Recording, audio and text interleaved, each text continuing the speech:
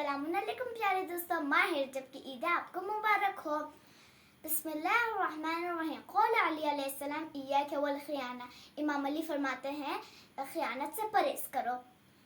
एक दिन इमाम अली अलैहिस्सलाम जनाब मीसम तम्मार से मिलने के लिए गए। जनाब मीसम तम्मार खजूर बेचा करते थे। फिर उनको कोई काम दरपेश हुआ, उनकी जगह इमाम अली अलैहिस्सलाम खजूर बेचने लगे। फिर एक शख्स आया उनके पास और उसके हाथों में खोटा सिक्का था।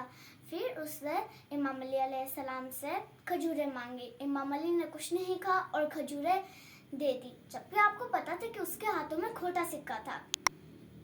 फिर वो घर आकर बहुत खुश हुआ कि आज तो मैंने इमाम अली अलैहिस्सलाम को धोखा दे दिया। फिर इमाम अली अलैहिस्सलाम को धोखा दे दिया। फिर जब उससे खजूरें खोल कर देखी तो सारी सड़ी हुई थी। वो फिर फौरन गया इमाम अली अलैहिस्सलाम के पास और कहा, ए अली, ये सारी खजूरें तो सड़ी हुई हैं। इमाम अली ने कहा, तुम्हारा सिक्का भी तो खोटा था।